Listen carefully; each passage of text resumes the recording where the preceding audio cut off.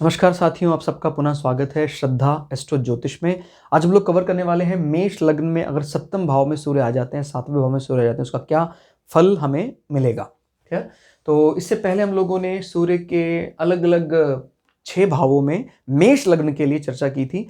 ऐसा संभव तो नहीं हो सकता है कि हम लोग खाली बिना लग्न के सूर्य के अलग अलग भावों में चर्चा करें।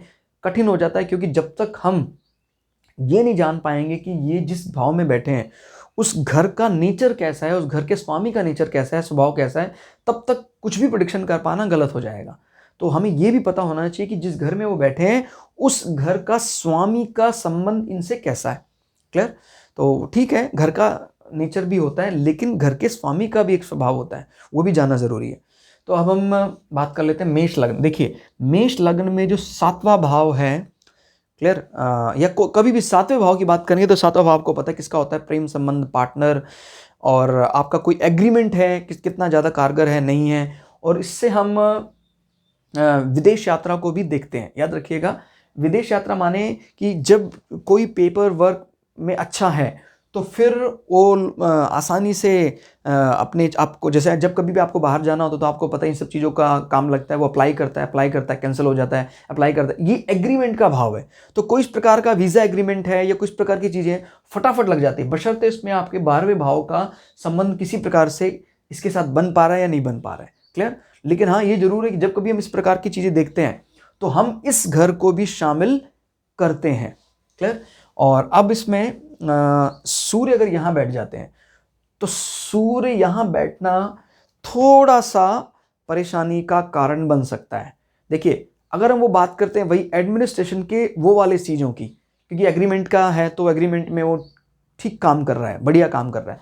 लेकिन इसका मूल स्वभाव जब बात करते हैं 7वें घर का, ये हमारे पार्टनर, प्रेम संबंध, उसके बारे में है। तो अगर पार्टनर के साथ संबंधों की बात करें, उनमें ये कमी ला सकते हैं।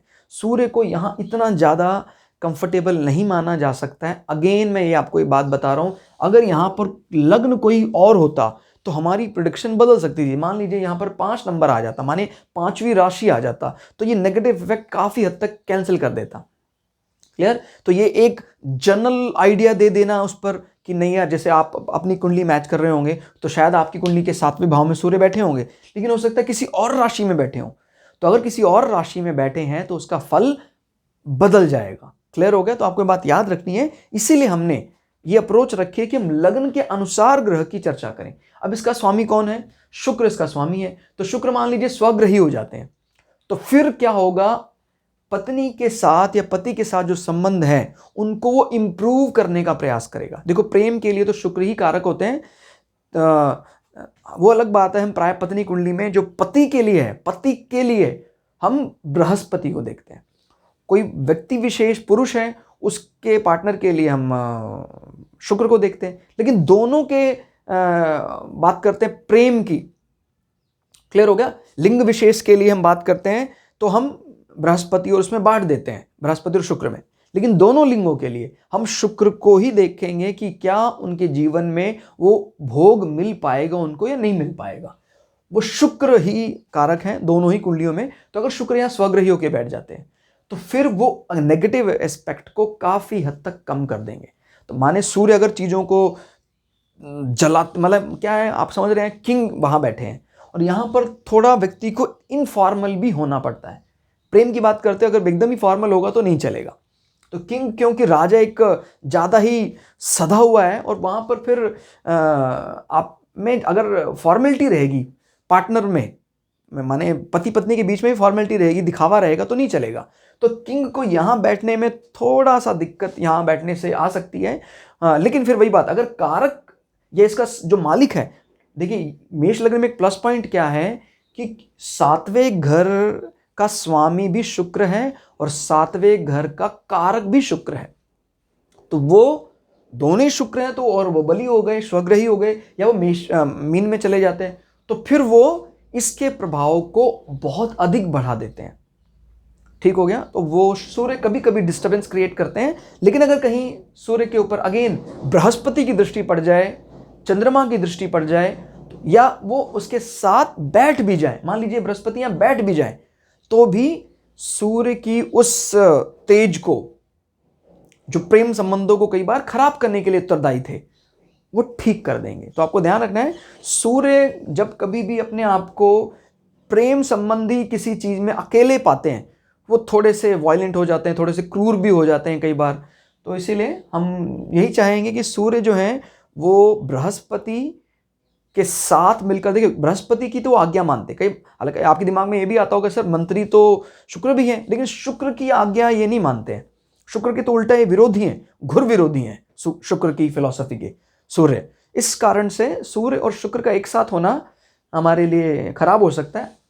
यहां पर क्योंकि घर शुक्र का ही है तो शुक्र की ही चलेगी ज्यादा, लेकिन अगेन क्योंकि सूर्य यहां इनके परम शत्रु बैठ गए हैं, तो वो चाहते वे भी, मतलब मन उसका करेगा नहीं यार मेरा पार्टनर मैं साथ ही रहे, फिर भी वो नहीं कर पाएगा। हो सकता है सूर्य क्योंकि पिता के कारक भी हैं, हो सकता है पिता के कारण उसको अपने संबंध विच्छेद करने हो, और सूर्य क्योंकि एडमिनिस्ट्रेशन का कारण भी है, तो हो सकता है अथॉरिटी के किसी दबाव में आकर उसको अपने पार्टनर को छोड़ना पड़े। तो इस प्रकार से हम देखते हैं कि यहाँ पर सूर्य बहुत अच्छी अपने आप को नहीं मानते हैं। सूर्य उस घर को भी प्रभाव में डाल रहे हैं, नेगेटिव प्रभाव में, और सूर्य खुद भी अपने आप को यहाँ पर थोड़ा सा अनकंफर्टेबल मान रहे हैं। तो इसका मतलब ये भी हो सकता है कि अगर सूर्य यहाँ पर इस प्रकार से बैठे हैं तो जो इसका पार्टनर है वो इसके पिता के साथ अच्छे संबंध नहीं रखता है। क्लियर हो गया? तो इस प्रकार से, क्योंकि सूर्य आत्मा का कारक भी है, तो वो जब कभी भी कुछ ऐसा मेडिटेशन करने के लिए बैठता है तो ये व्यक्ति अपने पार्टनर से ही परेशान रहता है उस मेडिटेशन प्रोसेस के कारण। लेकिन अगेन मैं दोबारा बता रहा हूं, बृहस्पति उस नेगेटिव एस्पेक्ट को जो रिजल्ट देना चाहिए था, उस नेगेटिव, मान लीजिए किसी व्यक्ति ने कोई चीज तोड़ दी, दंड मिलना चाहिए, स्वाभाविक है, लेकिन चीज टूटने के बाद भी दंड नहीं मिलता है। तो दंड नहीं मिलता है क्योंकि बृहस्पति दृष्टिपात कर रहे हैं या बृहस्पति स्वयं आके बैठ जाते हैं, तो फिर वो दंड नहीं मिलेगा उसको। समझ में आ गया आपको? माने हो सकता है संबंध थोड़े बहुत खराब भी हो, लेकिन उसका कुछ ऐसा नहीं कि उसको दंड माने, उसका कुछ पेपर फाइल होगा, उस कानूनी उस पर इस प्रकार की चीजें आएंगी, डिवोर्स फाइल हो जाएगा, ऐसा कुछ नहीं होगा। क्लियर हो गया? तो बृहस्पति दृष्टि के हिसाब से बेहद शुभ है। किसी भी कार्य में अगर बृहस्पति की दृष्टि पड़ जाती है बस वारे न्यारे हो जाते हैं। क्लियर हो गया? तो ये तो था मेष लग्न में सप्तम भाव में अगर सूर्य आ जाते हैं। इसके और हजारों अलग अलग कंजंक्शन आप बना सकते हैं सूर्य के साथ, चंद्रमा के साथ, लेकिन हमने अभी बताया हम इस बेसिक लेवल पर लेकर चलेंगे ताकि आपको बिल्कुल भी कंफ्यूजन ना हो और आप हमारे साथ जुड़े रहें। आप एस्ट्रोलॉजी के मास्टर जरूर बन जाएंगे, ये हमारी शुभकामनाएं भी हैं और हमारा विश्वास भी है। एस्ट्रोलॉजी का ज्ञान ना सिर्फ भारत, पूरी दुनिया में हमारा, इसी कामना के साथ जय हिंद, जय भारत, जय भृगु पराशरा, जय श्री शुक्राचार्य।